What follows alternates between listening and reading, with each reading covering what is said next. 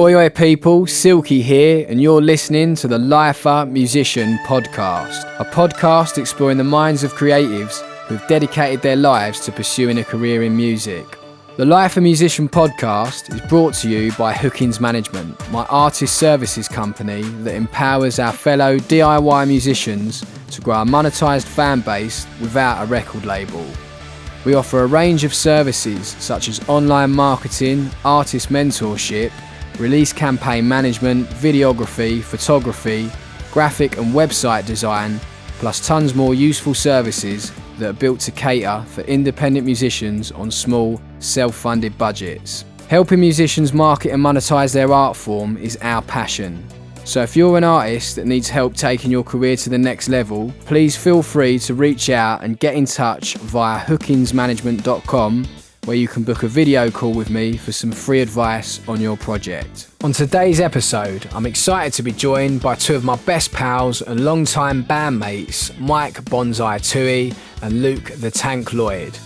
The three of us have been playing in bands together for over 20 years now, experiencing all the highs and lows of being a musician.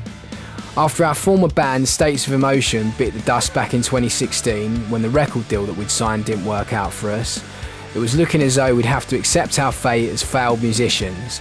But then a second throw of the dice in our new band, Death of Guitar Pop, breathed new life into us, and we're now enjoying being in a band together more than ever. We have the privilege of regularly performing to thousands of people, and we're also finally getting paid properly for our work as musicians. I'm sure that our story will no doubt resonate with our listener base of DIY musicians, so without further ado, let's get into it. Michael BONZAI TSUI, Luke the Tank LLOYD, my brothers, thank you for attending this evening's group therapy session. It's going to be deep. Yeah, so we'll start, with the early days, States of Emotion. So I think I was 15 and... I was 14, wasn't I? I think. Yeah. A bit younger. Yeah, so me and Luke were 15, you were 14. You guys were in the year below me at school, weren't you? And yeah, because Luke joined. He come down a year, didn't he? Yeah. Got held back with a retard. First edit. Fuck me, that weren't even a minute. It's a serious music business podcast, guys. No, it is.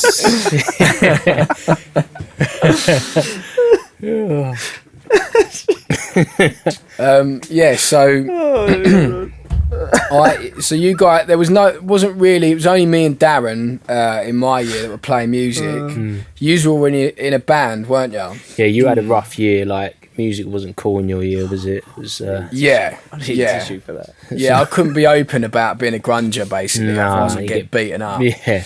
Our year was pretty much the first year of that school where rock music was sort of accepted, wasn't it? Yeah, and I think it was when like pop punk was and indie was getting like popular in the mainstream, wasn't it? Yeah. Yeah, and it was definitely a moment in time, wasn't it, where there was a switch in the culture, and I think I just missed that at school. Yeah. But yeah, so we started. So we met through your cousin Luke. Adam was in my year group. Yeah. You moved over from America when you were like 14, was 14, yeah.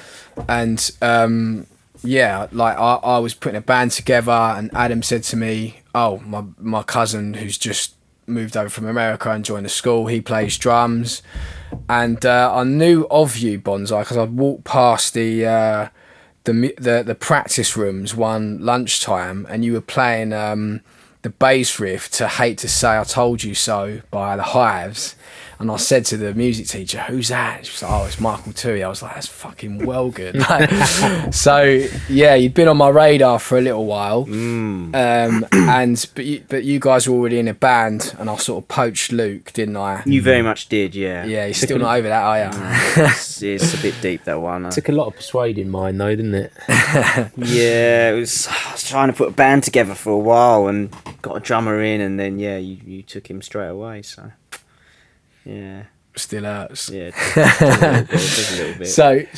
So then we all got together, and there was a few others in the band as well in the original lineup, and we used to jam down the back of my nan's garden in the summer house every Friday night, didn't we? Like uniform. And then the other guys left just before the summer holidays, but us three sort of made a pact to stick at it, and fucking here we are, boys. 21 years later. 21 years, yeah. So the early days, I mean, it was all, we worked bloody hard, didn't we? We was really disciplined. We was obsessed. Yeah. Weren't we? I think we was all still learning a lot of our instruments as well. I mean, you was an accomplished drummer, really, I suppose. But I mean, for me, I only just started playing bass, and yeah, so I think there was a lot of there's a lot of energy, wasn't there? Yeah. Well, we were so. I don't think we really had much else going on at all in our lives. Did we? We were sort nothing. of, you know, and we didn't. We just saw it as like, I don't know, like a way out, like a path to like a more exciting life, didn't we? And we really grafted and like really like believed that we could be something, didn't we? Yeah. And I remember like school getting like cancelled because it was snowing, and instead of going and fucking around on like sledges or whatever, we were like on the phone straight away, band practice, let's go. Do you know what I mean? We were really, really dedicated and really hard working, and that's never really changed, is it? No, if you think back to then, I don't remember us doing anything else other than that at that age. Yeah. Well, we weren't really mates, were we? No, like before, not at that point. No. Like, yeah, because I mean, you guys had been in a band together briefly, but you weren't like really. Were you friends before you joined that band? We had this sort of group of friends, didn't we? Yeah, I mean, that's how we kind of first sort of got to know each other anyway. But yeah, I mean, barely knew each other still, weren't we? I mean, we had like the common interest. But yeah, I mean, new friends. It weren't like we were close buds, really, weren't we? No, not at that point. No. Yeah. So I remember like we gone back from the 6 weeks holiday, and we'd literally had one. I think the rehearsal before the 6 weeks holiday, like the other boys in the band left like at that rehearsal. So it was like, right, like we made a pact to stick at it, and then I spent like the 6 weeks writing some songs, and yeah, I think it was like the first Friday back in September, like we began rehearsing from that point onwards. And there was a gig that the school used to do, like an annual concert at the Hermit Club just down the road, the local youth club in Brentwood, called Tattoo the School. And I signed this up, and we got like a 10-minute set or something, like. And that wasn't until like, I want to say May, like April, May time. So we had quite a long time to get those 3 songs that we played that night. It was like, only 3, perfect. wasn't it? Yeah, God. But that was good because it kind of put us under pressure. It was like, right, we've committed to a gig now. Do you know what I mean? We started telling our friends and our family. So that was the first like thing we really had to work towards, wasn't it? Yeah. What's your memories from that gig? I don't actually remember much of it, but I remember us really enjoying it. I remember the feeling rather than the actual of it taking place. I remember I used to wear that stupid helmet. The crash helmet. You still got that? I have no idea. A safety blanket for Why you, did wasn't it? I don't Mate, even know we why I all wore did some that. fucking Had rascal his little gear back snoogle in in the his day. back pocket. I don't have no. I mean, there were some silly things you did at that age, wasn't there? But I have no idea why I would have wanted to. Fucking hell, Rishi sent me a picture the other day from the archive, and I had this big bowl of like blonde hair. I like a t-shirt with Tony Montana on it, but like oversized, like double XL, and some really tight leather trousers. There was a period And I where think you had some the cowboy leather. boots to top it off and all. But yeah, I remember like we played that set and we'd rehearsed it to death. It was only 3 songs, and we were really tight in rehearsals. But fucking hell, for me, gigging felt like I was complete fish out of water. Like the monitors weren't working, so I couldn't hear my vocal. I don't really remember enjoying it, to be honest. Yeah, I didn't that one. I didn't enjoy the first one because for me, I was just like, I don't know, fucking hell, what was that? It went so quick, and I couldn't hear my vocals, and I was so nervous.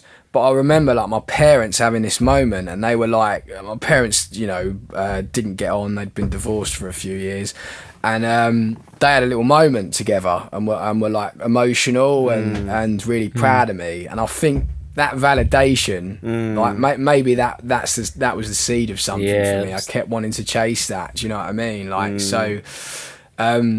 But yeah, so that was a big moment for us, wasn't it? And then after the school gig, we were like out in the big wide world, weren't we? After that, like booking ourselves at like proper venues, turning up like fucking pretty much pre-pubescent, like fucking lying about our age often to get shows in London. Yeah, like where you got to be like 18 to play, and we were like fucking 15, 16 or whatever, and you know, packing on the train with our mates with all the equipment and everything. God, yeah, taking that a few times. Yeah, the Harlow Square was a bit of a moment as well, wasn't it? Yeah, that felt like a breakthrough, didn't it? That night? 'Cause that was our first gig in like a proper venue. Yeah, I mean, some legendary bands have played there, like Blur have played there, and Oasis played there back in the day. So that was our first show that we booked at a proper venue, and that went really well, didn't it? That was a really good show. Have you still got the recording? I think I've still got the audio for that. Yeah, I do. I've listened to it in the past 3 months, I would say. Oh, yeah, honestly, yeah. Because you've sent it to me. Yeah. Every now and again, I'll just listen to it. It's great. I mean, we were tight. We sounded really tight. Yeah, we were really My tight. voice hadn't even broken at that No, point, it hadn't. No, it definitely hadn't. It was a bit rushy from me, and it's just playing the same feel over and over again. But yeah, it was good. So yeah, we played years of what our pal Mark Watts refers to as muck gigs. I really like that. That term. Just loads of toilet gigs, like to nobody, wasn't it? For years and years and years. Like, I mean, we formed the band when we were 14 and 15. I think the band split up when I was like 29. I'd say a good half of that time was just us going around playing to nobody in these shithole venues with like half blown PAs or half a PA in general. Feeding back. Just like but it was a great apprenticeship, wasn't it? Yeah, we were really in the trenches. It was I mean, if you said to me now, like, would you change that? I would say no. Not for the world. Like, it was, there's so many, it built so much resilience, I think, as well, to be like even like now, I couldn't find a situation that would throw me now, I don't think, because we've just been in nearly all of them. and you take it back, and with some of the awful gigs we played, it's like, well, it's not as bad as that. So yeah, I mean, it is like, it's the equivalent of like a boxer's amateur career, isn't it, I think? And yeah, there was some fucking dark nights, do you know what I mean? Like character building shit. But as you say, like, it was almost like the first show with Deaf Guitar Pop, quite fittingly, was like the first ever show where we had like organic fans turning up and packing a venue out. We never really had that with SOE, did we? We'll get on to like, you know, how far it got. And we did play to some big audiences, but they weren't our own. But yeah, the first Deaf Guitar Pop show, that was banged out with organic fans, not just friends and family. I feel like all the work that we'd done, playing years and years of those toilet shows to nobody, you know, putting up with the shit sound and not getting paid and the fucking van breaking down, like, and you know, all the textbook stuff. That night, our first show was like with Deaf Guitar Pop, was like a coming of age, and all that experience, do you know what I mean? Just like, I just feel like that was when we, like, because we hadn't played a show for a little while before Deaf Guitar Pop, after SOE disbanded. All that previous experience was just like, it just all kicked back in, didn't it? Do you know what I mean? On that night, and we stepped up to the plate. And I just don't think you can get better experience than that as a musician that's still like learning their craft, just going out there and playing some really tough gigs. Yeah, for sure. And I think as well, for the dynamic of like us three playing together as well, you know, that's where we learn. I mean, I'd like to think that we're a very tight band, and I think a lot of that's musicianship, but then a big side of that as well is just the sheer fact of the length of time we've all been playing together, and I think that has just developed with it. So just the amount of hurdles you've had to overcome whilst gigging. Yeah. Like half a drum kit falling off the stage. Yeah, I remember that one. That was Leicester Square, I think, wasn't it? Yeah. Can't remember the name of the club though. Whole right side of the kit just fell off the stage. Do you remember when we played that rugby club and got heckled the whole show? Where was that? Some big South African lad was like starting on us, like wanting us to play Wonderwall. He wanted us to play Red Hot Chili Peppers. Yeah, no, that was it. That was like a weird kind of festival thing, wasn't it? Some like weird party. fucking do, wasn't it? Yeah, we got roped into Played that. beneath a curry house, didn't we? Yeah, wow. Beneath, it was in the curry house. Yeah.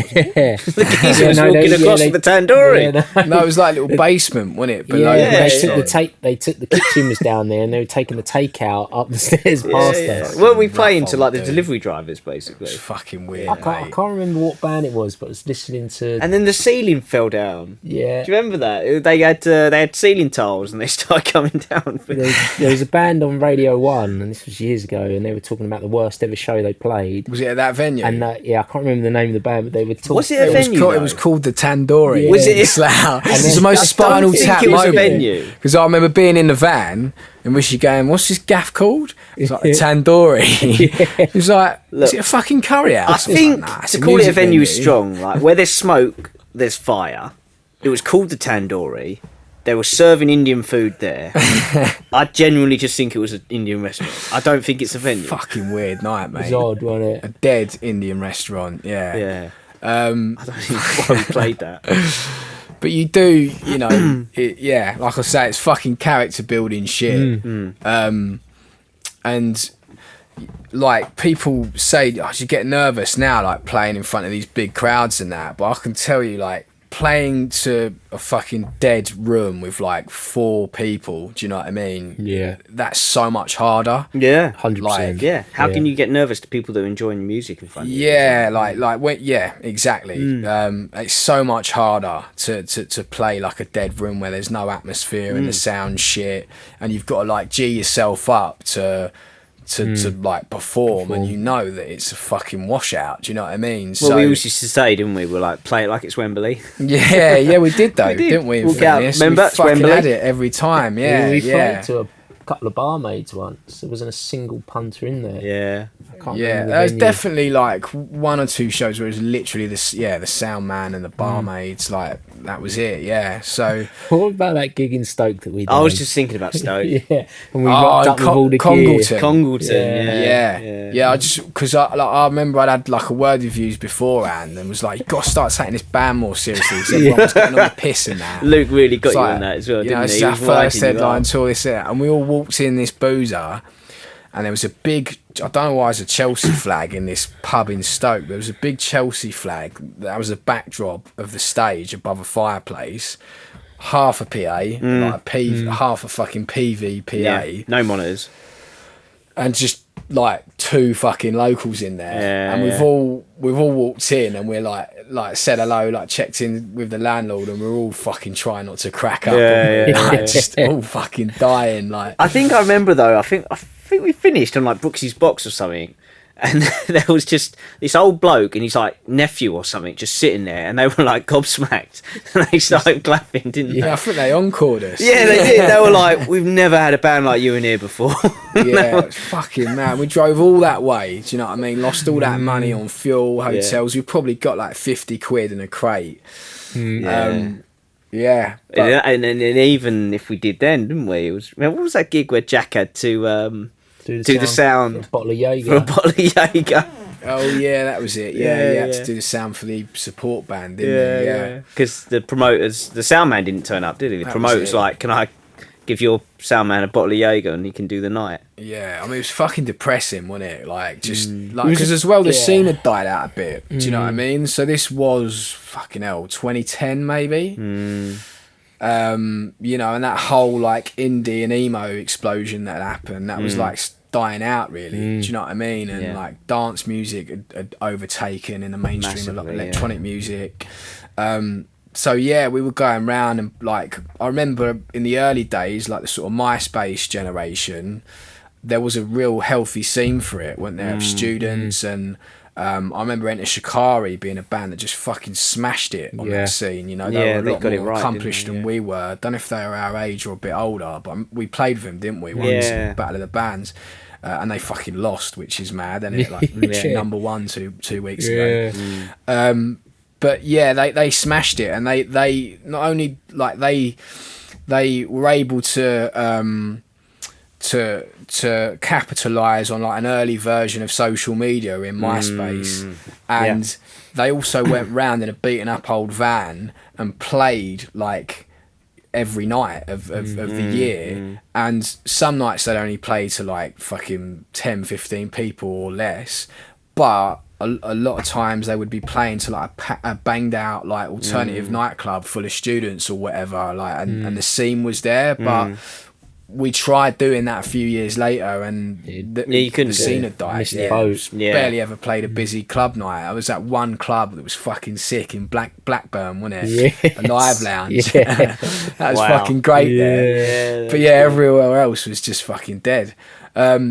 So, but no, like, yeah, I think to summarise that period, it was a really good experience for us. You know, and I think, you know, if there's any younger musicians out there listening, younger bands that, you know, that may have only played like a handful of shows, just keep fucking going with it until you feel really confident in yourself. Do you know what I mean? Because you do, you know, we experienced it all, like you say, drum kit fucking falling apart mid-set. I remember blowing my voice out like time and time again, and then finally learning, like having vocal coaching and learning like the limits of my voice and how to actually manage that properly on the road.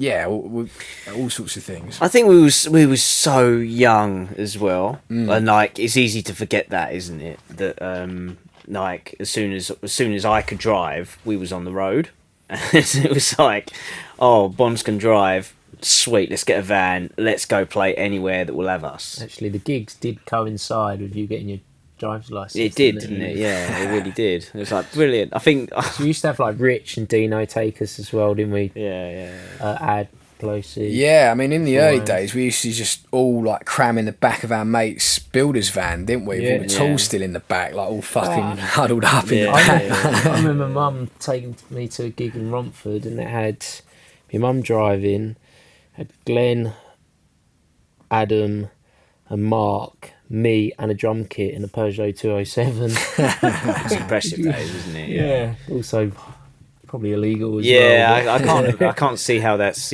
safe either. But just any means possible. Yeah. To gig. No, definitely. Yeah, I mean, it was one of those times where it was just like, and that's all we wanted to do as well, wasn't it? Because that was like our going out anyway. It was a gig, so So there was that to it. Because I mean, what was we going to do around here? You know, it wasn't really. That was like just as good as going out for us as well, wasn't it? So. I don't know whether it's just my memory, but with all the shit gigs, I don't recall us ever taking it out on one another. No. We always just made light of the situation. Like, it was never like we were always pretty solid, weren't we?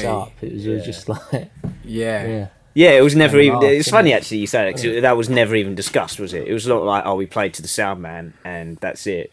Should we call it a day? It was just like, we just played to the sound man, that was it. Yeah, we'd have a laugh about it, but then we'd also give one another like a bit of a pep talk after, wouldn't we? Just, you know, it's all right. Reassure ourselves we'd have our collectively. Moments. Don't get me wrong, but we never really kind of took it out on one another. No. I mean, another thing as well from that period of the first few years is we rehearsed like fucking mad, didn't we? Yeah. We lived in a rehearsal studio. That was maybe a tiny bit unhealthy, maybe. Oh yeah, it was a fucking fair few meltdowns in rehearsal. We used to practice so much. I don't even know. I can't really remember. We were always writing. We were always, because we weren't. Oh, me being Hitler. But the thing is, as well, though, like that was where I think that was just like we just wanted to be the best, and I think that. You know, not that you can be better than another band. It's all, you know, you're just bands are bands, musicians are musicians. But I think that we just wanted to drill it so that we was like the tightest that we could possibly ever be. And I think that was good. But yeah, some of those late nights at the White Room. I think practicing the set was decent. I think we used to write music, probably not in the most productive fashion. Definitely. Yeah, so let's talk about that. Four blokes getting in the room, 4 different ideas. Let's write a tune. Volume maxed out. Yeah. Just Your ears are doesn't. fucked after like an hour. And then the slim chance that you actually get something that you all like, you then play it to death, and by the end of the weekend, No one likes it. and you end up binning it. Yeah. Yeah.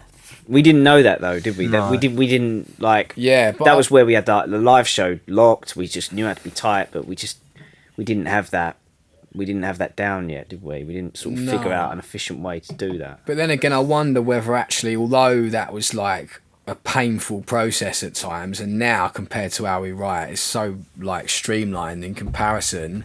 Again, maybe we needed to do that. Do you know what I mean? Yeah. To like really fucking test ourselves as musicians and bring out the best in ourselves. Because you know, for the first half of the band, how many years were we together?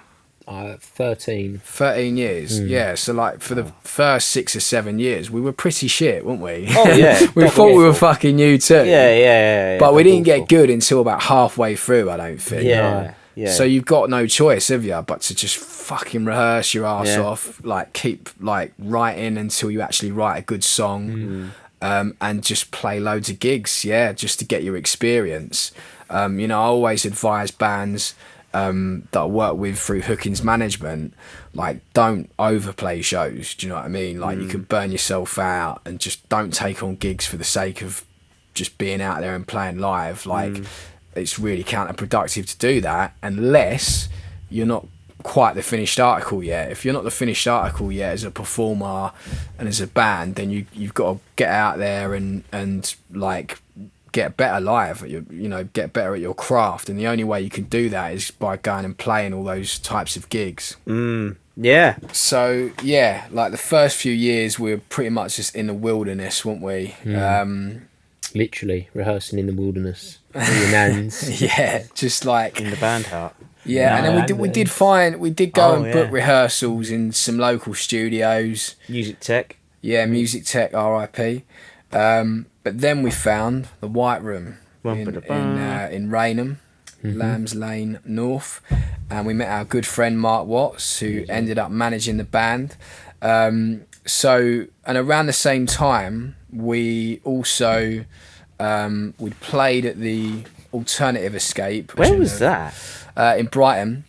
And there was a scout from Stephen Budd Management, which is a management company that looks after producers. And we started sitting down with proper producers for the first time. We had some good, like, demo standard recordings. And obviously the live show had got to a point that was impressive enough for someone like that to give a fuck. So we started meeting producers, and we met a guy that had worked with like New Order and Blur, and then there was a few others. There was another young guy, I can't remember his name, but he'd worked with a lot of the up and coming indie bands around the time. And then we met Greg Haver, who was most famous for working with the Manic Street Preachers, and he was working out of a studio. Whereabouts was it? Cirencester, wasn't it? Yeah, Cirencester. No, it was Tetbury, which is near Cirencester. Yeah, Ciren's the bigger town. Yeah. But Tetbury's a small little village. I think Cotswolds.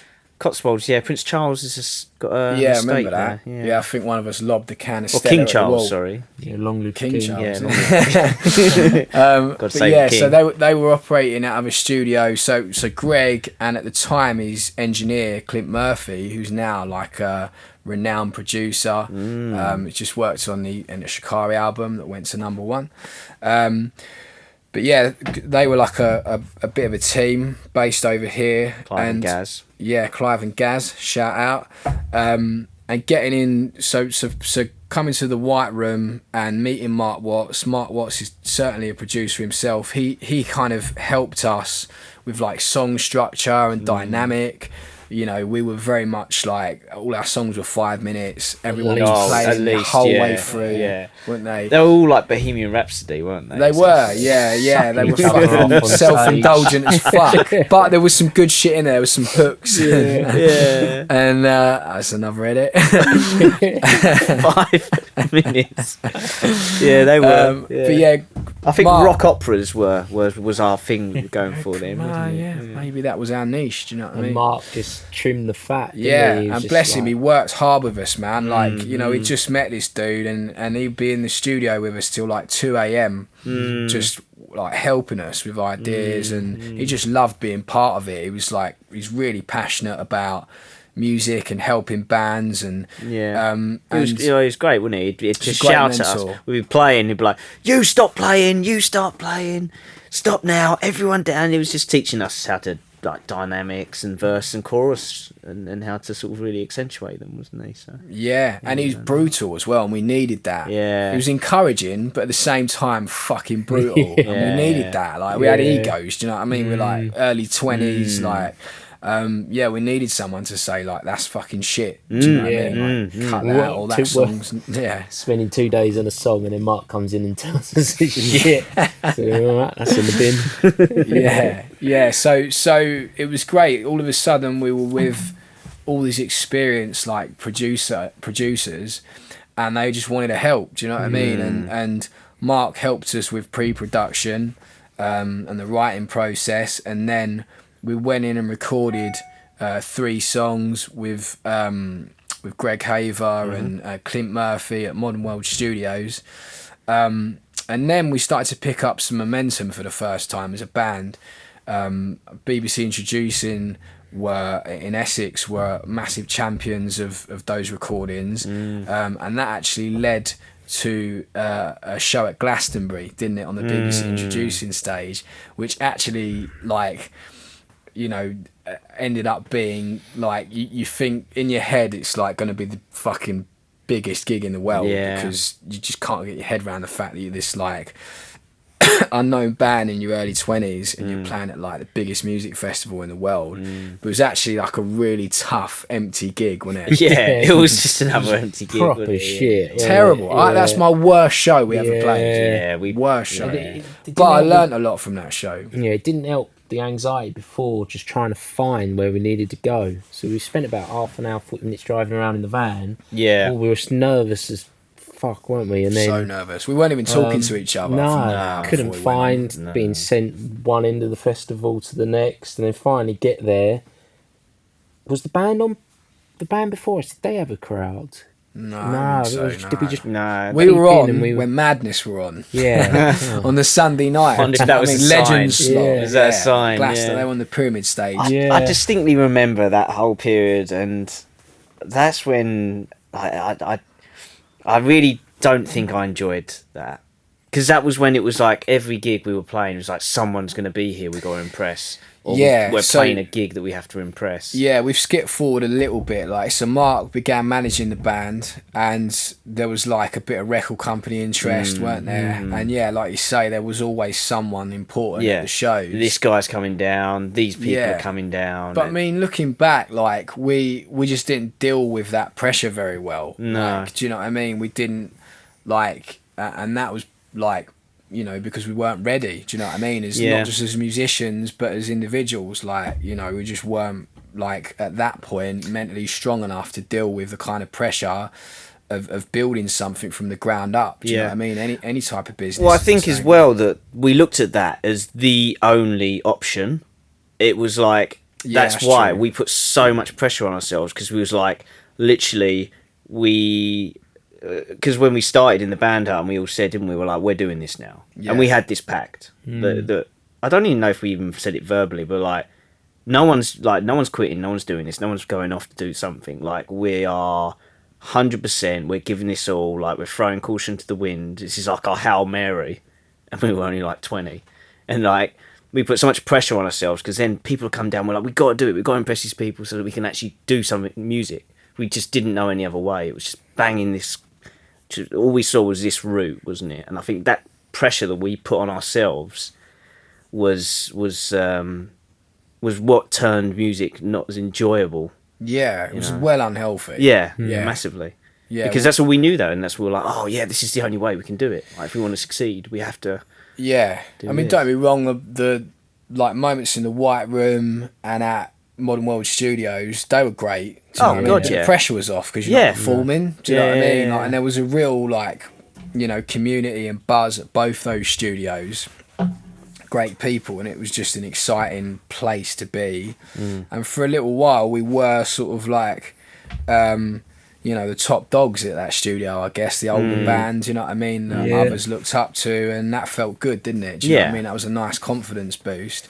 But then, getting out into the real world of like playing empty tents at Glastonbury and A&Rs coming down and having a fucking terrible gig and just feeling like terribly anxious the whole time and not being on your game, that was the kick in the nuts, you know what I mean, the reality. But yeah, I think from Glastonbury, like, I mean, it was just a wake-up call because, you know, we weren't tight. I think we had rehearsed really hard, but we just obviously weren't like ready for like taking it up a notch. Like, we weren't mentally ready for like a bigger stage, even though there was no one in there. The occasion of Glastonbury totally spooked us. No, we weren't.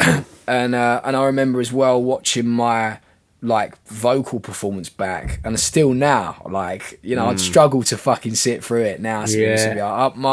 My technique was fucked. Like, I was blowing out my arse, you know what I mean? 21-year-old young man, and I was just fucked. 21?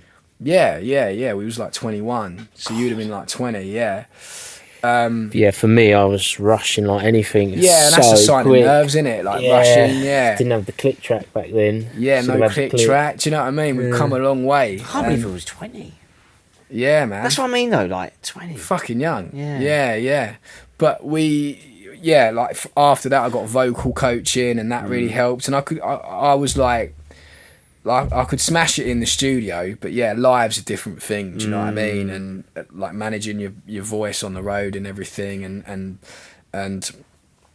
just like singing over a loud rock band like for half an hour it's like there's certain techniques like breathing techniques and stuff that can help, you know, you like develop the stamina you need to hit all the high notes live and everything. I just didn't know any of that stuff then. Do you know what I mean? And I think another massive thing as well was like we didn't market that show at all. Do you know what I mean? We didn't go around. I know other bands that played.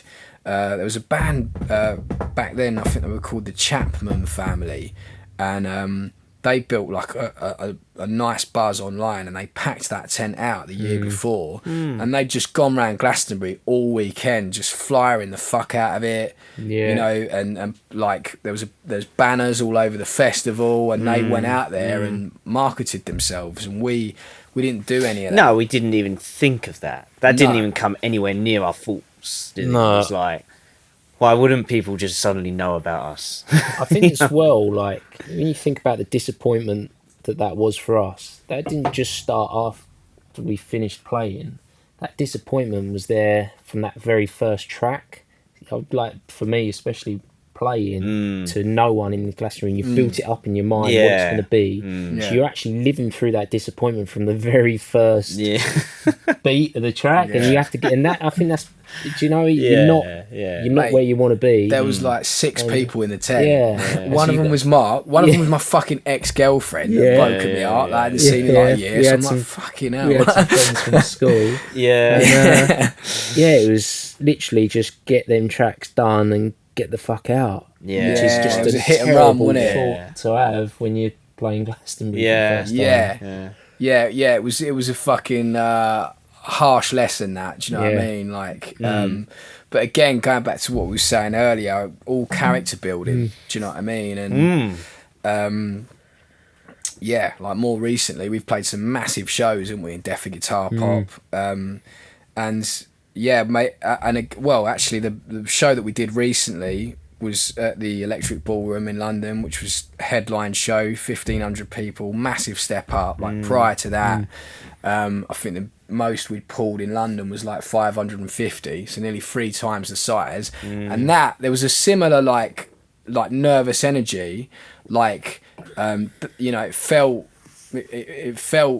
there's a lot of similarities to how that Glastonbury gig felt all those years ago, but we're just fucking ready now. Do you know what I mean? Because there's so many gigs under our belts, and we've just matured into it, and you got 1,500 people in there as well. That helps. Yeah. That you quite know are there to encouraging. see Yeah. you. If it was the same 5 people from Glastonbury all them years ago, you'd be like, fuck. Yeah, maybe if the tent was packed, we had the best gig of our lives, and I mean, it's tricky as well. But like you say, it was all part of that learning your trade, wasn't it? Because I distinctly remember, especially in the early years, really not enjoying playing live, to the point where it nearly made me give up music because I couldn't handle it. I was so like, I just didn't enjoy it. I enjoyed it, like the practice, the studio, the being on the road, just being with the boys, but then gig, and I was just like, oh God, I'm so nervous. Yeah, it's like anything though, isn't it? You go through like a long period of like imposter syndrome, don't you? Like getting used to something. In your head, you think, yeah, I fancy a bit of that. I'll have a go at that. And, things are always harder than what you think they're going to be. I mean, I've had it with this podcast, like pretty chill tonight because it's used, do you know what I mean? But like, this has been a new thing for me. It felt a little bit like how it felt like gigging, do you know what I mean? For the first few years, and finding like your confidence with it and that, So yeah, I guess it is just experience, isn't it? Like, so yeah, after the Glastonbury show, it was a little bit like back to the drawing board, wasn't it? Straight on holiday, wasn't it? Well, yeah. Did you go away? We went to Barcelona on the piss for 3 days. I went to Portugal I went to Portugal with Matt and Frank and Ron and Pipers. No, I remember that. So it was like the first holidays we booked in like 4 years. We were so fucking intense. We were like, you can't book a holiday. What if a good gig comes up? Yeah. Like, well, maybe that was just me.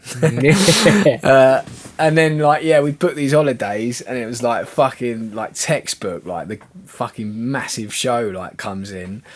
Which we thought was going to be a massive show, so then we had to like rearrange flights and shit, didn't we? And I do remember, as much as that Glastonbury gig was a shit show, it was actually, there was some really like lovely memories from that weekend. And yeah, probably like my fondest is after we'd played, we all went and watched Blur, the band and Mark, and we watched Blur headline the Pyramid Stage, which was just fucking beautiful. Yeah, so good. And then Mark dropped you and I, Luke, at the airport, and then we went to Barcelona to see U2, wasn't it? At Camp Nou.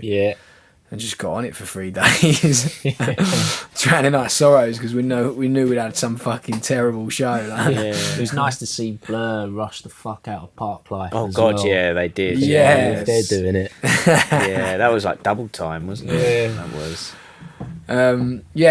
So, but then, shortly after that, I think was one of our peaks as a band. We linked up with who's now a good pal of ours, a local videographer, Martin Craswell, and made a music video for a song called The Unsung. And we'd become pals with James Buckley from the In-Betweeners, from playing a show with his old band.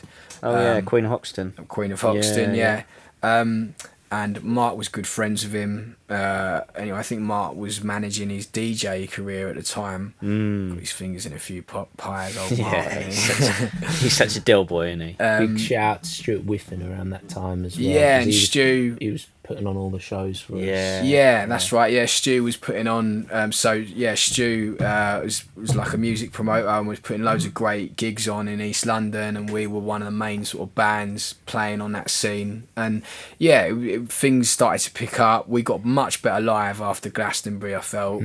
Yeah, that was a big awakening, wasn't it? It was like... It was like big fish in a little fish in a big pond. Yeah, like I felt like a fucking ant at the zoo. Yeah, felt like Nemo. Or Dory. Dory. More like Dory. Didn't know what the fuck was going on. Yeah. So, it was just definitely Dory. So then we made this. We recorded this song called The Unsung, which was better than anything else. Well, was it better than anything else? It was probably more like poppy and accessible.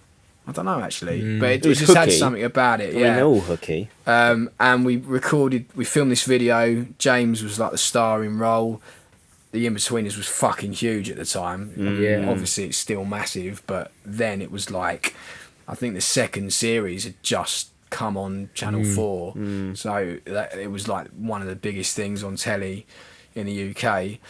So that, I think we started to learn about marketing basically, and knew that would be a draw, and that gathered a lot of attention, and clocked up a lot of views on YouTube, and then like we'd had a little bit of record company interest prior to that, but then lots of labels started sniffing round, and we also managed to blag a support with one of my favourite bands, the Rifles, at the Coronet in Elephant and Castle. Yeah, and it was good. It's not there anymore now, is it? no, sadly not. It was a good venue, that. And that was one, I think that was our first show we played to like over 1,000 people.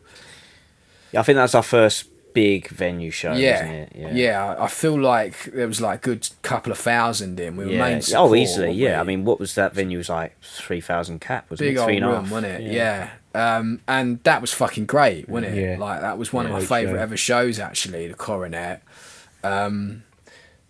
So like we definitely learnt from the Glastonbury experience. Then we like took it upon ourselves to start releasing music DIY.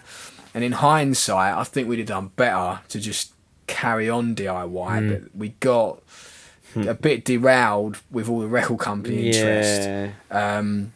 But we got stars in our eyes, didn't we? Yeah, It but was we all- went in these fucking impressive Yeah. buildings. Yeah. Like I remember having a meeting with like the head of like Epic Records, who had like Paloma Faith and like Ollie Murs, some like really big artists. And you know, you sat in this fucking room and there's like platinum records all over. Oh, the they're wall talking and- the dream to us, aren't they? Yeah, they're proper like sticking the flirt on you. And we all got a little bit like that. We weren't releasing music to try and build a fan base. Well, I guess fundamentally we were, but like it was more about like, let's just see if we can get some interest, get a deal, and then the exposure of like being, you know, unlocking those gatekeepers from having a record deal will then open us up to a big fan base. So yeah, we got quite a bit of interest from like majors and indies, but no concrete offers. And then this Rinse thing happened, and it was the only ever deal we got offered, and we took it because we were fucking desperate, weren't we? And felt like that was the only route to success. it was to awful sign though, a record wasn't deal.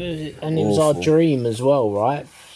From such a young age. Yeah. And it was all about getting a record deal. That's what it was. It wasn't like growing a fan base or playing this show, playing that show. Yeah. It was getting a record It was deal. just saying and you've then got a record deal, wasn't get it? the record deal, and then the next would follow. Yeah. And I remember my dad saying to me at the time, getting a record deal is just as good as buying a lottery ticket. Yeah. And me thinking, nah. Yeah. Well, that's all we was doing. That was the goal, wasn't it? Like you said, it was like we weren't playing to grow a fan base, to do this, to try and get X many fans in so many months, or to, you know, play a bigger venue every time. It was no goal apart from get a record deal.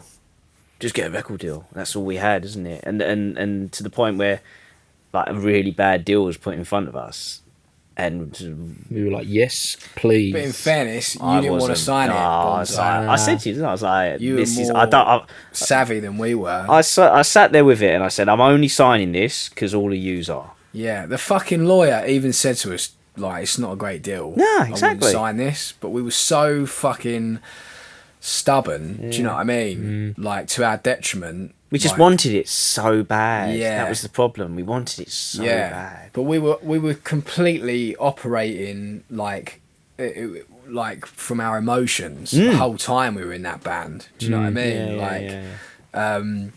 So yeah, that was in hindsight that was a business mistake. But I don't know. I'm still really grateful for the experience because we've learnt a lot and it's led to better things. Well, we wouldn't be here now if we didn't. Yeah. You know. So I don't know. Yeah.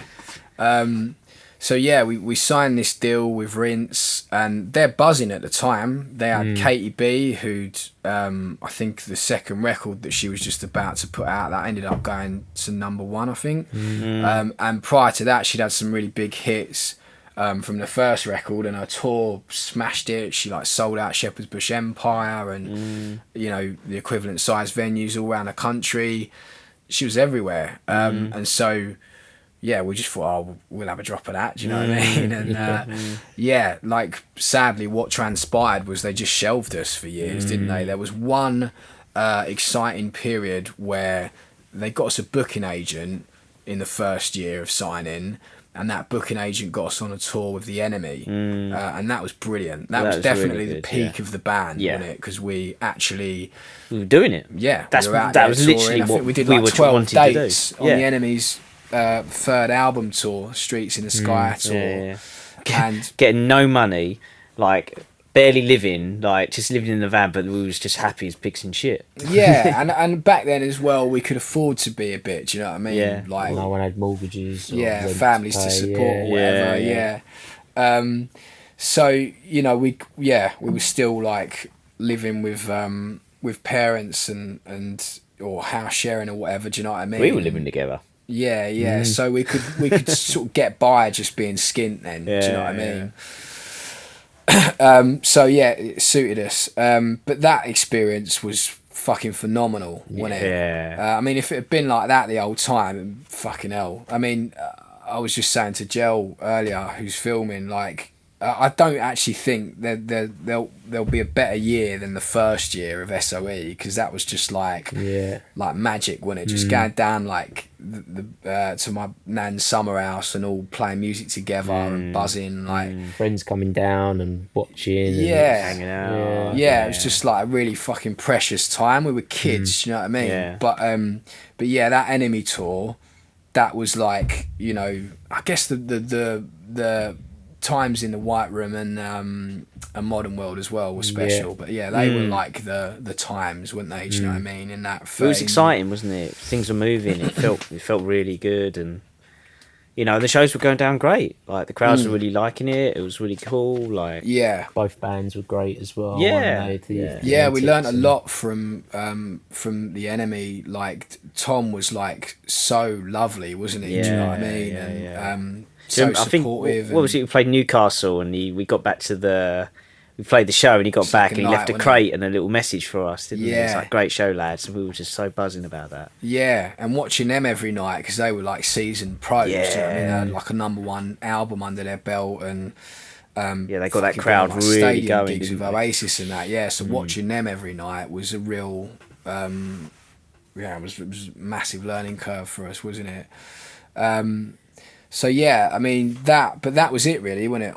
On the label, that was the only time. I mean, I remember like Twitter was the thing that was like, that was the platform then. And I remember our Twitter followers just going up like after every show by a few hundred.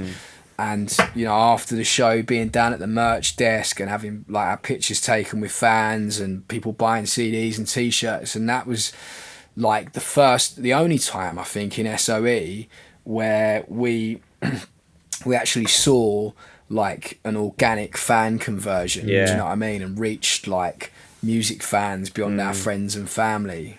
Yeah, definitely. I think that's when it was starting to sort of, but that's what we was trying for, wasn't it? We thought, we got to get to this point to do anything.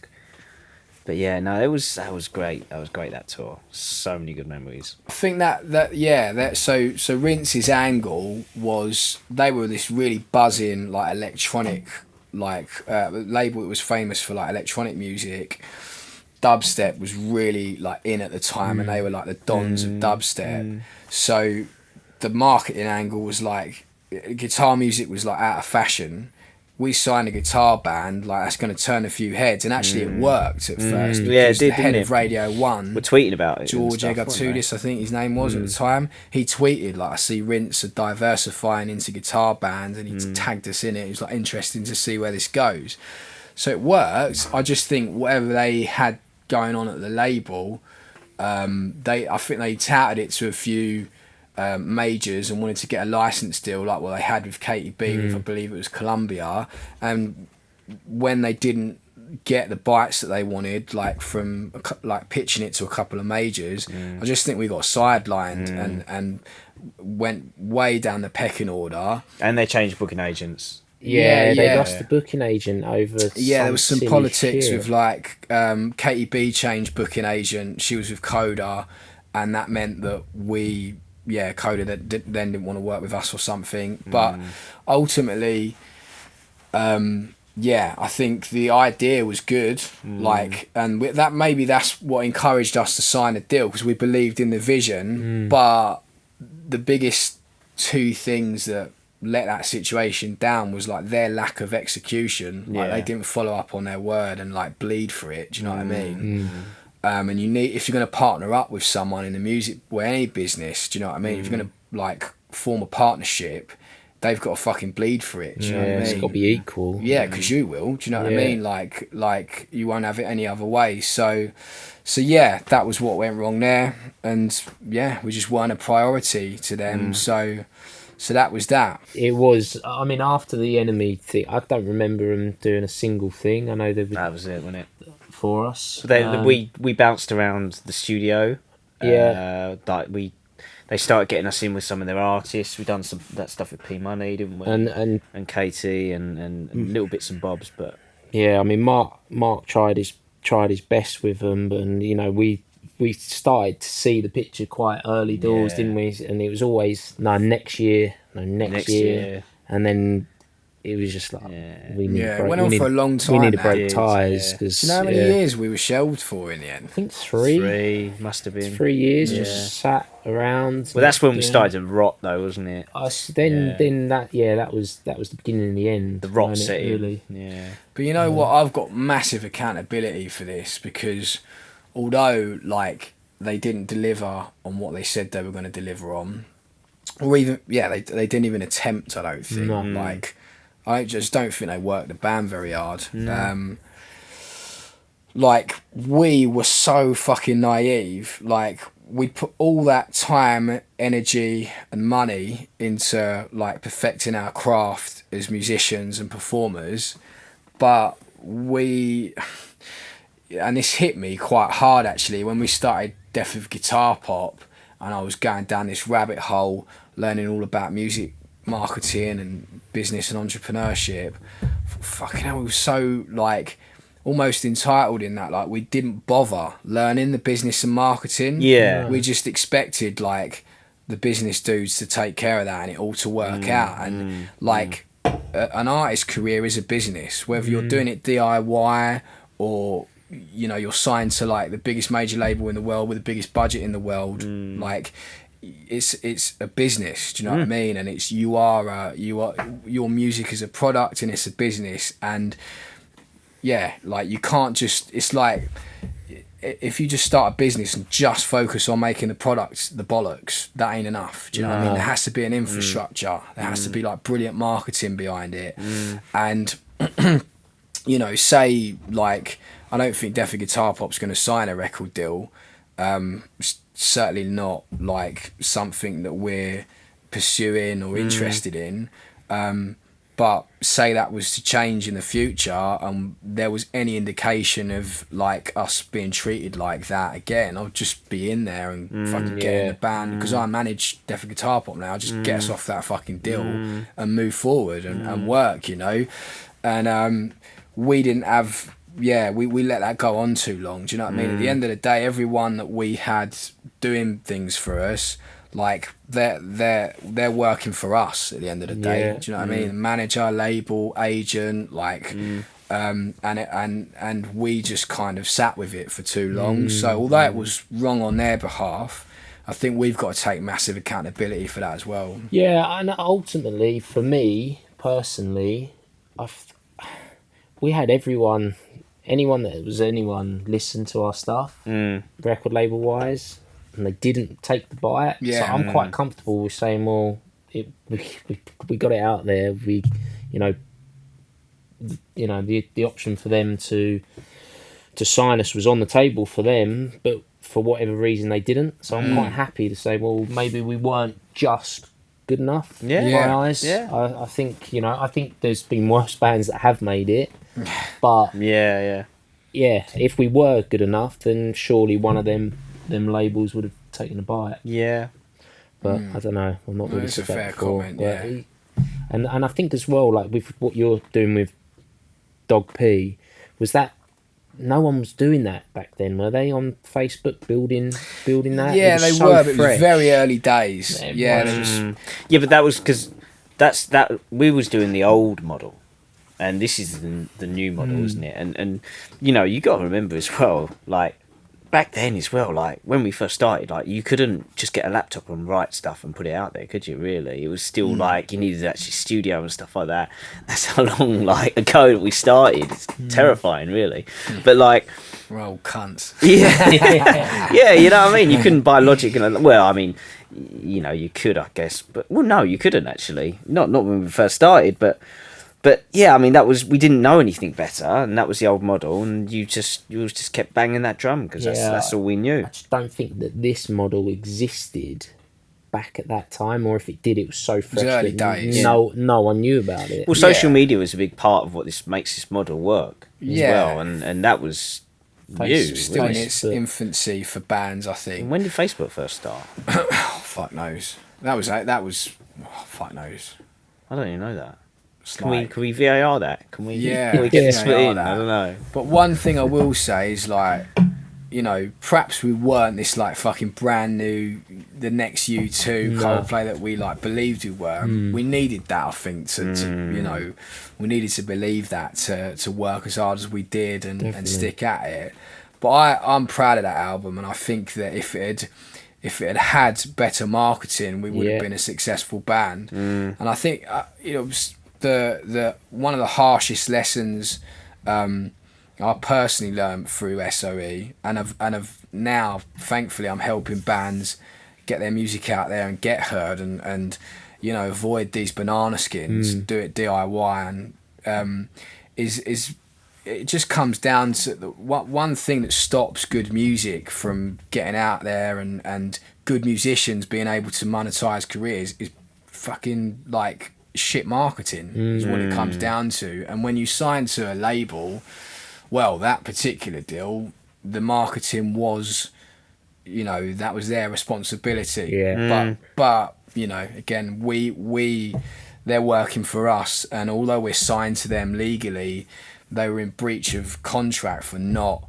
you know, they weren't doing their job properly. They weren't doing any of the things they said that they would do in that contract. And now, being more business savvy, like I'd know how to navigate that and get us like out of that like quicker, so we could move on and progress and find some good marketing, you know. So yeah, I think we were just naive. Do you know what I mean? We were entrepreneurial in that. I think musicians like us are naturally entrepreneurial because you're visionaries. Like we were 15 and we were like, we're fucking doing this, and like it's been a fucking bumpy road and highs and lows, but we have done it. Do you know what I mean? And we've become like those things that we envisioned as 15-year-olds. That's entrepreneurial. Do you know what I mean? To envision something and create this like product and achieve something like that. But we weren't business people. There's a difference. Do you know what I mean? We were like visionary, you know, entrepreneurial in that aspect, but we weren't business savvy. Yeah, we just weren't business. You know, we had a bit of like a knack for marketing with what we'd done with the Unsung and James, but we never really like we never. I think that's where what the band lacked in, basically, like business savvy and marketing. Like, Well, it's the missing piece of the puzzle, wasn't it? Yeah. You know, we locked everything down, but again, it was also the one which we just tried to offload. yeah, I think it was a mixture of naivety, but also, you know, we wanted someone else to do it for us. And I think that was a big part of it, where we was just like, that was the whole thing, isn't it? We like, oh, we get signed to a record label, and then they'll just put us in front of all these people. yeah. I mean, I also think that we didn't realise that we could be like business people and marketing people. We just thought we're musicians. Do you know what I mean? That's what we fucking do. And I think there was that pride element of it, you know, where like, oh yeah, do we want to be the ones? We just want to write songs. It's a bit of ego. Yeah, massively. Yeah, Definitely is. And I don't think we were alone in that. I think a lot of bands. I think bands still do it now. The biggest wake up calls for most musicians, I think. Yeah. I think bands still do it now. What was it? 3 years after we signed the label, had we come away from the label, or had I left before? So we got off the label. What happened was I wrote to them and like basically got permission to leave the deal. So that was like 3 years in, wasn't it? Yeah. Of just pretty much being shelved, apart from that Enemy tour and a few studio sessions. And by the way, when we signed to them as well, we delivered an album. We had an album ready to go, didn't we? Already bought and paid it. Yeah, that was the kicker for me as well. They then pay for studio time for like other songs or whatever, and but yeah, we wrote to them and got off the deal. And then I think at that point you just like burnt out. Done, emotionally. So were we as well, to be fair, but we just weren't ready to like let go. But you was ready. I had to make the decision, which was difficult because it was like splitting up, not from like your mates or your band. It was like a marriage that you've had for, at 13 years at that point, and you've not got to break one person's heart. You've got to break another, three other people plus Mark as well. And we sort of called you around. It was your flat at the time, weren't it? It was Christmas, wasn't it? Christmas, just had the chat, and at that point I was so done with music. I wasn't just done with our band, I was done with every band. Like from that moment on, for like the following 2 years, I didn't have a radio station on unless it was TalkSport or LBC. Could not listen to music. If someone asked me how the band was going, I just want to punch them in the face. Or what about if you go on X Factor? That'd be like another punch in the face. And the drums, I think I sold my kit to Rich. I gave away all my cymbals to whoever wanted them. I just sticks, and literally for 3 years ignored the fact that I tried to play the band, literally Control Delete, like the past sort of 13 years. And in that period of sort of 2-3 months, I left the band. I split up with my girlfriend at the time. I moved home. I changed job, and I literally had a complete just renew. And just sort of and then it just started a new life that no one knew that I was in a band, and that was the easiest way for me to deal with the trauma of failure, essentially, because that's how it felt at the time, and something that we've worked 13 years. Well, I think the idea that it felt like I had a similar sort of vein where you literally felt you wasted the best part of your life.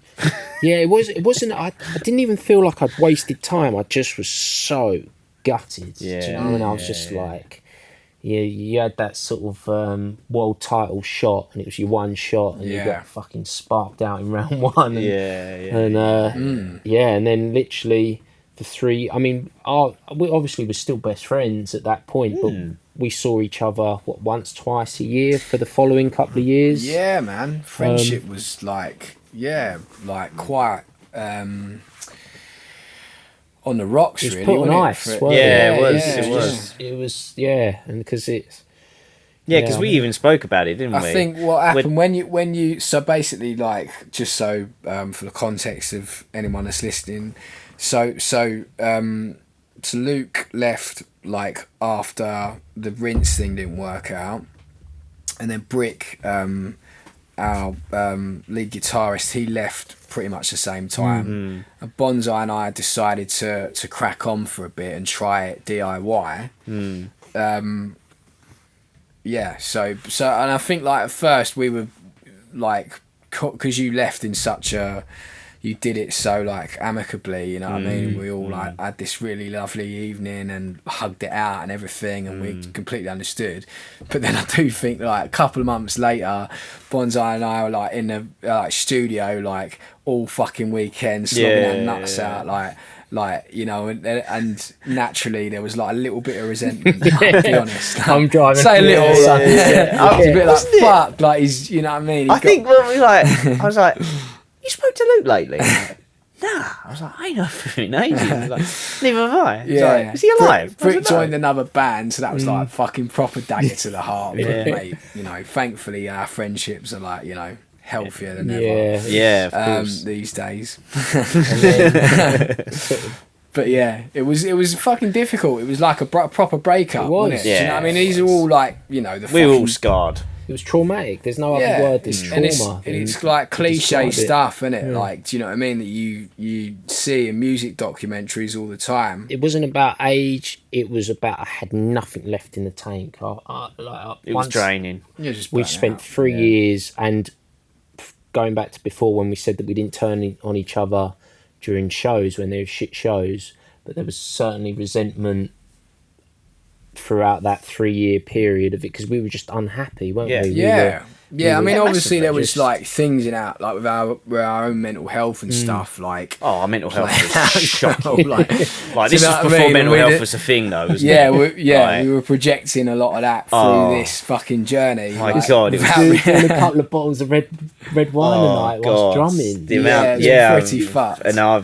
other stuff and all. What Oh, other yeah, stuff? other stuff. Yeah, I don't know. What do you mean? I don't know. But, Yeah, yeah, but yeah, Bonsai and I decided to crack on, and I managed to, like, throughout this little period of the band being shelved, like, we were fucking bored, do you know what I mean? So I put on like a local music festival and started putting like nights on and promoting new bands, and at one of those festivals, a friend's dad approached me and was like, fucking hell, you put your neck on the line here, didn't you? Like, I was like, he was like, did you have any sponsors or investment? Or I was like, nah, I was like, all just done, you know, fucking, I just took the risk on myself. And he was like, well, look, like, I know you're in a band and everything, like, if you ever need any help financially, I've just sold my company and I'd be interested to have a chat with you. So that was like in the back of my mind. And then when like we got off the Rinse deal, that was my route. It was like, right, I'll go chat to that guy, start an indie label, and put the record out ourselves.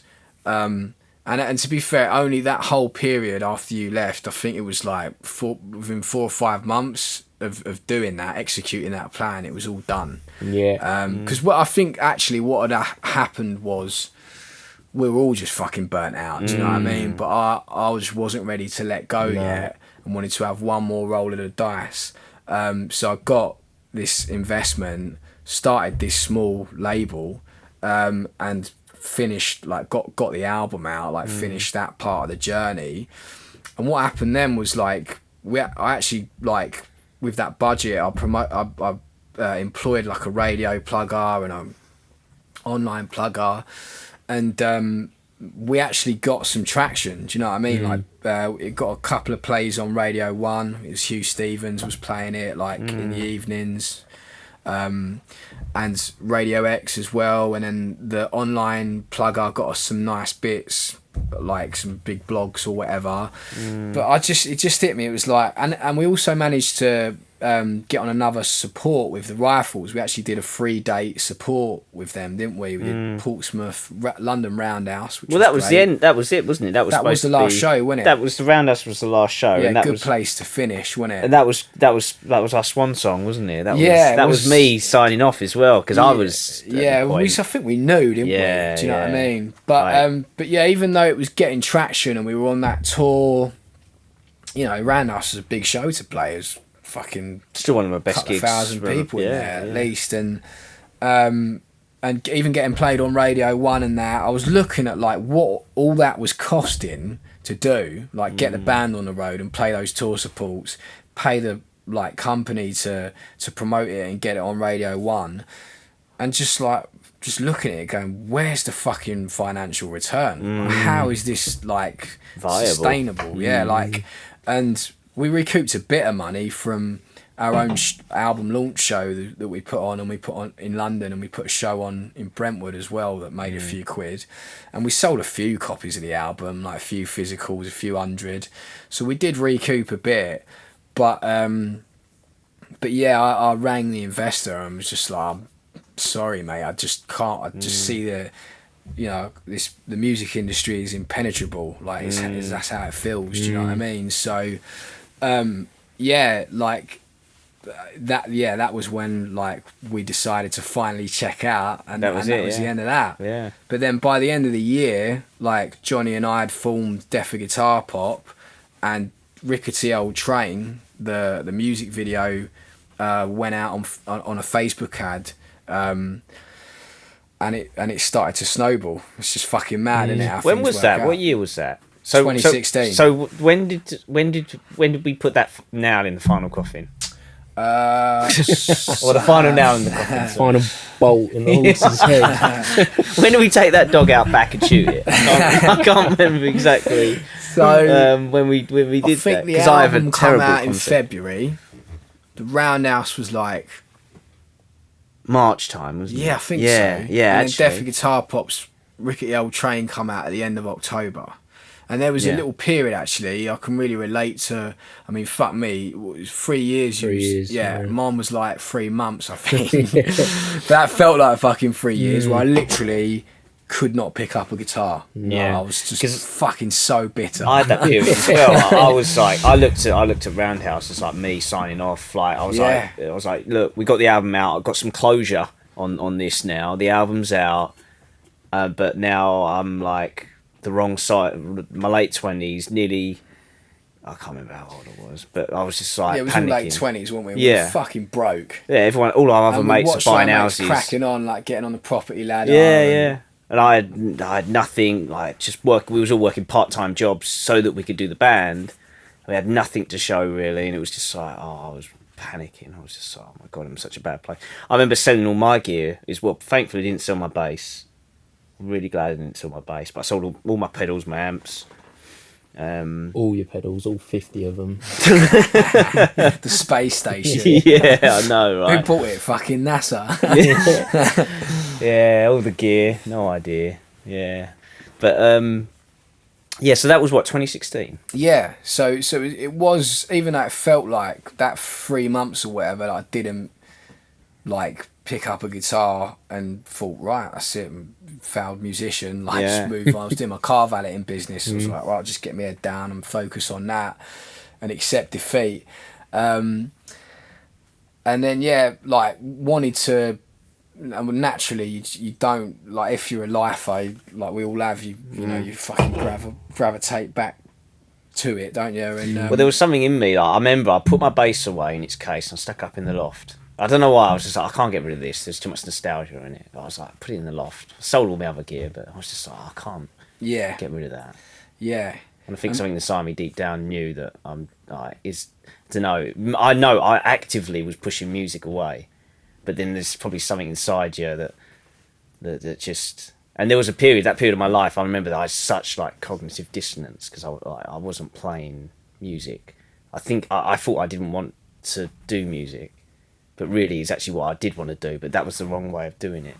Yeah. It was that's what I realised. Like my approach when I formed Deaf Guitar Pop was like, no, do you know what? I just need to do this. Like, there's other like blokes that play golf every weekend, or fucking, you know, go and follow a football team or whatever it is. Do you know what I mean? Go fucking skiing, like play football.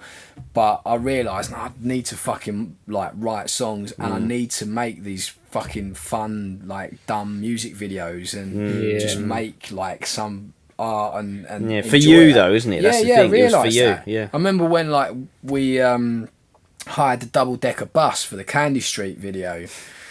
And to get that one round the missus. So how much is this bus? Like 400 quid. It's like 400 quid. Like I was like, and at that point the band wasn't monetised or anything. Do you know what I mean? Like that was only a few months after all this, but I just to fucking do it.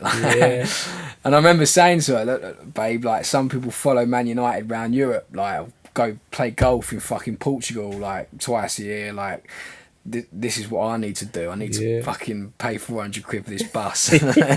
Come film this music video. Fucking hell. But so with Deaf Guitar Pop, it was just like I had no, maybe there was a sneaky little something inside me, but honestly, like looking back, I think at the time I just was like, this is pure fun. I think I actually had to just safeguard it in my head and go, look, this ain't a career, it's just pure fun. You're writing some tunes with your mate Johnny, and you're gonna have a fucking laugh making some like light-hearted videos. Do you know what I mean? Just having a laugh and writing this genre that you've recently discovered properly and that you like really enjoy, and just have some fun and be creative and have a laugh. Because you and John were doing it for like a year, weren't you? Before you joined. Yeah. So I've been doing Facebook ads for the car valeting business, and they'd gone really well. Yeah. And I tried a bit for States of Emotion with the label money, but I just couldn't get it to work. I was doing it all wrong. And I'd suddenly like, wow, if I apply what I'm doing here to fucking get these like car valeting clients in Essex to music marketing, I think it could work. And we targeted the Rickety Old Train video to fans of Specials and Madness, and almost ironically it fucking worked instantly. And within a day there was like fucking hundreds of views, loads of comments, people messaging saying like, been waiting for a band like this since the Specials, like when you playing, and was like, I remember pulling up the car valeting van like, fucking hell, can't believe it. I mean, he's right back in. And then in the end I was like, oh mate, there's potential. Do you know what I mean? People were asking for an album, and we put like 3 or 4 music videos out like over like a period of like 8 or 9 months, and crowdfunded an album inside that period and raised $6,500 from a couple of hundred people. And 90% of those were organic fans that we picked up through these ads, 10% good old friends and family. And then we booked this show at the Oslo because people in Hackney, because people were asking when we were playing live, needed a band. Into you guys. So did O ask you, did he, or did you just come back? Oh no, I'll definitely ask me. I didn't want anything to do with it. I think if my memory recalls me right, I think you wormed me in a little bit. You didn't want to fucking know. I didn't. I was done. I played bass on Rickety. So out of time. What was this was it, I think. Oh guys, you got to correct me because you know what my memory's like. But I'm pretty sure it was so you obviously was doing it, and you were playing and writing the bass, and like obviously because we was like, I didn't do a Luke and just disappear off the face of the earth. Like me and I was still talking during this period. Like he'd be showing me these things. I'm like, yeah, that's cool. But obviously I was like I'm done with music. Like I was in panic, save my life mode. Like I need to get a job, I need to figure out how I'm going to make money in life now because I'm not a musician. And so I was just sort of like and I think you started to go like, oh Bonz, help us out with a bit of this bass, didn't you? And you was like, because then I heard Rickety, I was like, well, that's a little bit you know, like no, it's a great bass line. It's a great bass line. It is a great bass line. You still play that bass line today though, right? I changed it a little bit, I have to admit. I've cut out a few little bits, but it is a great bass line. But like I was like, God, my mate needs a bit of an hand here. And I think because I remember I wrote a couple on that, didn't I? Think I really should know which ones I've done. I've done one on Johnny's as well, didn't I? Yeah, I think the only ones that I played on was Rickety Old Train and Trivial Talk. You played on Sweet Sensation and Welcome Back. Yeah, because I remember you said to me, didn't you? It's like We've done one session. Yeah, can you... Trivial Talk on Rickety Old Train was the first recording session. Yeah. And I couldn't get you along to that. You were just like... I was not, being well flaky. Yeah. George was on it though. Shout out to Guitar George. Yeah. Joined States of Emotion, like, right at the end. But yeah, I remember you showed me. You was like, "Can you? We're doing this cover. Can you play for it?" And I was like, I never even heard Sweet Sensation, did I? Yeah. And I was like, I don't know how it goes. And you're like, all right, it's just do whatever you want to do. And I think I gave it a listen on like your phone, and I couldn't even hear the bass, so I just kind of wrote something similar but my own thing. And that was actually when I first started to go, oh, kind of miss this thing. And then you I've done a couple more, I think, as well, didn't I? And that was a slow. But then I was like, okay, I'm just helping you out here. I'm not like, you know, I'm not gonna stop playing music again. But you know, just had a quick snog with your ex-bird. Yeah, left it at that. Yeah, you dropped. Yeah, it was a little text at the middle of the night, wasn't it? Hey babe, what you up to? Yeah. Miss you. Made a mistake. It's a music business podcast. Yeah. Oh yeah. And for me, it was like I went to see a band, Under Oath, that was a big band for me, like growing up, and with our mate Rish, and seeing the drummer play live and he sings and he absolutely smashed the fuck out of this kit, and that was the first time in 3 years where I thought, You got the twitch. yeah, I got a little twitch. yeah, and I was like, I could actually do that. Like I could see myself on stage. And then I don't know whether it's the day after or the weekend after, we spoke on the phone and you said you were doing a DJ set for a ska night and invited me down, and we were just chatting, and then you asked the golden question on would you like to play live, and I had that vision of that, the drummer from Under Oath, and I just thought, yeah, let's fucking do it. And I think I come to a rehearsal, didn't I? Yeah. Listened to some of the tunes, and then literally within about 5 minutes had spent like $5,000 on a new DW kit. Didn't we? Room. But didn't we do that at the band hut? Because I remember being in the band hut with you on so Sweet we Sensation. Went back, so the band hut is for context, the summer house at my nan's, and the initial, which is where SOE started. Guitar pop sessions. Yeah. Were back there. I made a point of like going back there to like write music or whatever. Yeah, because I remember I'd done some bass demos for you there. We just rigged up the laptop, didn't we? And we were just sitting on the deck chairs in there. Yeah. I just wanted to like try and recapture a little bit of the magic of the early days and go back there and it worked. Back to the drawing board. It was really cool sessions, like those first few sessions. I hadn't played bass in like 18 months at that point. Yeah, it was nice. It was really nostalgic, wasn't it? It was lovely. Like we played a show within like just over a year of launching the first single with Deaf Guitar Pop, and the first show was banged out, wasn't it? It was organic fans, and I was totally. I remember we were waiting to come on, and I think like the whole time, again, that I was like, yeah, this is cool. I had some reservations still probably internally where I was like just wounded a bit from music. I was just like trying to not like. I was trying to protect myself, I weren't going to I'm not going to go full in on this. Like, I'm just going to, I've got to live my life, and if I could do this on the side, this is cool. I remember peeking through the curtain, seeing the sold out, and I was just like, I'm in. I'm back. What a first gig to come back to. It was blown away. It was a coming of age that night. Geezer rocked up with a Deaf Guitar Pop tattoo on his head first night. Hadn't even played the last show. Weird. Some mad shit. I mean, and then that just never happened, did it? It just never happened, and you knew from that moment that something this was different. Total like different world, wasn't it? But you kind of got that from the Rickety video.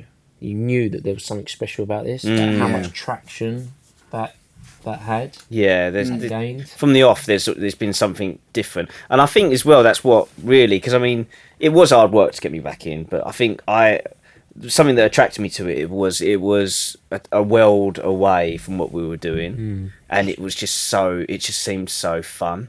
Yeah, having it like the horn section, like a big band and everything, and wearing the fucking suits and everything. Yeah, like I fresh. I distinctly remember, like, obviously I loved music, and I loved, but the latter years of SOE, I'd done it because of us, and like I wasn't really enjoying it at all, and I wasn't enjoying my playing as a musician. I wasn't like, oh, this is cool, this is challenging me. I was just like, it got him to a point. We joke about the pedal board. I was just playing like one note and just playing with loads of pedals, weren't I? And it was just like, but this was just world away. Started to really challenge me as a musician again, and it was just fun. The first time the horns come down, just like smiling to one another. Yeah, that was a proper moment, that, wasn't it? Proper moment. Yeah, that was it. Yeah, and since then it's just, touch wood, the band's just gone from fucking strength to strength, innit? It's been like so different, and to the journey that we've been talking about in SOE. Yeah, and do you have this journey without the first one. No, you know? That's the question, isn't it? Yeah. Just a couple of glory hunters at the end jumping on. That's it, I think you've yeah. earned your place, mate. Yeah, exactly. But that's down to you and all them hours that you put listening to podcasts, music management courses. Like, that doesn't just happen. You don't just put an ad on Facebook and it takes off. You've put the hours. No, it's an into apprenticeship, isn't it? put the hours into that side of the business, and Cheers, man. that's shown. It's not. Yeah, 100%. Yeah, I mean, Yeah. and I think that was a clear thing as well for us. I mean, because we didn't, you know, when it was SOE as well, it was tricky because like it was all four of us in a way, and we all kind of had equal measure, and we weren't. That's not our skill set, you know. And I think now it's what's obviously great where you're managing Def Guitar Pop is that clearly is your skill set, and that's. Like, it's great for us because like we've got different skill sets, like loading the van, loading the van, driving. great Yeah. I mean, we can pack a van quicker than you can imagine. Like you, me, and George take photo of you and fans as well. Yeah, that's really good, isn't it? Because then, like, you know, I'm usually there. Fans need someone to take a photo of you, so there we are. But I mean, we can pack down a stage and load a van like that. So we've had some fucking mad shit happen in the past few years. Like album in the top 40. The festival seasons have been crazy, and they like playing to thousands of people. That first festival season we done was like, wow. Yeah, I mean the ballroom show, fucking mad. Our own headline show, 1,500 people. Did you ever envision like, or even when we started Def Guitar Pop, I know you couldn't envision that at the end of SOE. Just like we all thought that was just a dream that we were never gonna realise. But did you think when we started Def Guitar Pop that it could lead to what it's led to so far? From that first gig. Not when we was rehearsing and that. No, not at that point. Just thought, No, just do it because I want to play some music. Yeah, again, the drums. exactly that. Yeah. But the first gig made it feel real when you've got strangers coming up talking to you about your music and they know the words to pretty much all the songs. Yeah. And that's when I knew that this was something special about this. Mine was it was first helping a mate out, and then it was, and then that first, and then sort of like tentatively dipping a toe back into this world, but very conscious that I need to protect myself again because I was just so burnt by it. Like, and I didn't want to, like, you know, sort of be that vulnerable again to music, but yeah, after that first show, peering around that curtain, I was just like, oh wow, there's something different about this, like 100%, like just not knowing anyone in the bloody crowd. Like, it was just crazy. I was just like, what? So yeah, I think from that point, yeah, definitely. But like the energy, everything's different about this now. It's been so positive, isn't it? Yeah, It's just fun. Touch wood. There's not been any lows. No. Is there? And there's not been anything rocky about it. And I get that probably behind the scenes as well, like, you know, there's probably some ups and downs, like financially as a company, but like for us playing as musicians, it's just gone from bigger to bigger, isn't it? Yeah, really, it's just. Though I don't think I loved going to Cardiff and back in the day. That was that was pretty fucking hardcore. That was a real low for me. I have to admit that was a low. Yeah. Walking in at 6 a.m. after that show was ridiculous. But actual performance-wise on stage is just it's a party, isn't it? Yeah, it is. Time, and also, you know, we've had COVID and a lockdown between this, so although we've been this is our 6th year, that's so easy to forget. We missed like 18 months, didn't we? And yet you still managed to keep, or you still managed to kind of keep that ball rolling, Well, we all recorded the whole album. Online concerts were massive. The album obviously was huge for us. So I mean, as well, because we're all getting paid now for what we're doing. That's mad, isn't it? Yeah, that's like one of the biggest achievements. I think I've started my own business, So yeah, Bonsai Entertainment Services. Which, mate, just sounds like a fucking stag do company. If you need, if your missus ever saw Bonsai Entertainment on your bank statement, it would be really hard to fucking explain. well mooded. Bonsai Entertainment Services, audio production and bass session. If you need it, we've got everything you need. The fact that we're making money and getting paid well per show is just bonus as well. Yeah, but equally as well, like those are all conditions that, you know, I don't think I would, as much. I mean, I do love this, and yes, I would do this for the love and not. But like, not too often. Though. Not too often. You in it for the fucking money, Bonds. Yeah. Well, yeah, but no, but like, it shouldn't be that way. Musicians shouldn't have to. Musicians should get fucking You paid. should be able to make a basic income off of something, a skill that you do. If you've got a skill, you should be able to make money from it. Like, yes, there is love, but love don't pay the bills. And I think that it's got to work, because otherwise it can become a bit of a toxic relationship with music. So you need to be able to, in this day and age, and there's no reason why you shouldn't be able to. I don't think. I mean, it's easier to swing with the missus that you get paid as well. When you're away for a couple of days, and you got a 1-year-old up at home screaming and crying, and you're like, babe, it's work. But yeah, it's work. I've got to work. Exactly, it is. But that's the thing, and that is the beautiful thing about it, is it is work, and that's all I ever wanted it to be. You know, I only ever wanted music to be. It's not like I didn't. I love it, but yeah, I mean, to make a living as a musician has always been one of my lifelong goals. And I think if you want to get good at it, you have to like approach it like work. Do you know? Not always. Do you know what I mean? Because obviously the reason. What did your granddad say? Yeah, fact. Ain't making no money. What does he say? If it ain't making it ain't money, no good. If it ain't making no fucking money. He boy. said that to us. How old was we? We're like, no. He was so right. Yeah, he was. He was spot ain't on. no good if you ain't making no fucking money. Every weekend down at the cafe whilst I'm fucking cooking people's breakfast, and everyone's asking me why I'm not giving Simon Cowell a call. Yeah, classic. Yeah. So to finish up, I've got a question for us all to answer individually. What advice would you give our teenage selves just starting out in our music careers? Bonsai. Oh, me first. Go. I want to well up, because this is bringing up a bit of trauma from that book that we read. Sorry, say the question That's again. for another podcast. say the question to me one time. So, what advice would you give our teenage selves just starting out in our music careers? So collectively, us. Yeah. Think of your teenage self sat there with your helmet on. Think about how hard we were working in rehearsal and how much we wanted it and all the will in the world. What advice would I give? Don't do something you're good at for free.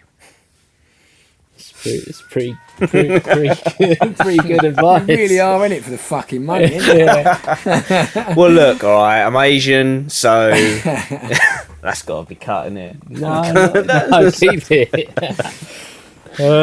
For me, I would say stick with Ollie, because he knows what he's fucking doing. Yeah, there you go. No, honestly, stick with this man, because there is not. I mean, there's probably thousands out there, but there's not a single man that I know that's been as driven as you for as long about making a career in music, since you're 14, 15, and here we are today. Yeah, well, I mean, it's the classic thing, isn't it? It's like people that win don't. You know, the one thing that's differentiates people from that succeed at something is they just don't give up, and that's it, isn't it? Yeah. Thanks, Lou. You know I'm not great at taking compliments. Yeah. Love ya. And make sure he pays you. yeah, exactly. Thanks, man. I guess mine would just be just learn the business and marketing. And for like a group of teenage fucking lads, it's gonna be fucking dull. Do you know what I mean? But like, do that as well. Do you know what I mean? Like, just there's so many great resources out there now. Do you know what I mean? Like, and it's just as interesting and as fun once you get and into just it. as creative. Yeah, like it really is. Do you know what I mean? Growing a business and all the marketing aspect to it, and that was a big breakthrough for me when I realised, fuck, actually, like business is well creative. It ain't just this fucking you're building evil something. corporate world, like, and we're the artists and they're the suits and fuck them. It's like the two worlds merge well. Do you know what I mean? And I just feel like we just neglected that. We didn't. That was the big thing that we missed in States of Emotion, and the thing that's like, given Death of Guitar Pop like the sort of the momentum. It's been the like the. It's been like the, what am I trying to say? It's been like the machine behind building all this machine. Having savvy business and marketing behind what we're doing from the start. Because when I started this, I'd been doing it with my car valeting business. Like, that was something that I started as like a fallback plan. And I'd had to learn how to become like how to do marketing and like sell. Do you know what I mean? And so applying that to the new band that I started, that's been the difference. Well, that's the thing, is it has to be self-sustaining. Like, yes, you need to invest in something when you first go in. For anything, you start a new business, you invest your own money. But that's not something you can keep doing. Remember we had band tax? Do you remember band tax? Did we do that? Did we? We had band tax. And I was one who started I mean, even that was such a negative way of like fucking calling it tax. Like investing in your like. We had band tax, didn't we? Couldn't Because mean like band investment. Yeah. It's literally just Well, like, but we were fucking negative bastards, weren't we? Yeah, but tax man coming. that's how. But that was when we started to get the idea. We started to think, okay, 1 minute, we need to try and make this work, but we didn't really think about like investing in us and in the band and monetizing and marketing our products. Instead, what we did was we just thought, we will put our own personal money in it and keep ploughing to fund it. So we were kind of getting that idea, but we had it wrong. We needed to get the machine self-sustaining, which is what you've done, like. And it's got to be a model that can sustain itself and grow organically from that. Yeah. Which is what you done with Def Guitar Pop. So yeah, back then it was starting to show the signs of it, and that's where you could see you starting to figure it out at that point. So yeah, it's got to be, otherwise ain't no good. Ain't no good if it ain't making no money. Gentlemen, you're my brothers. I love you. It's been a pleasure. It's been fucking emotional. Yeah, it has. Can have a good old cry on the way home. Yeah, I know. All out. We've brought up a lot of trauma tonight, haven't we? Here's to the next 20 years of playing music together. Yeah, very much, mate. Cheers, Love buddy. you, mate. Love Thanks, you. man. Love ya.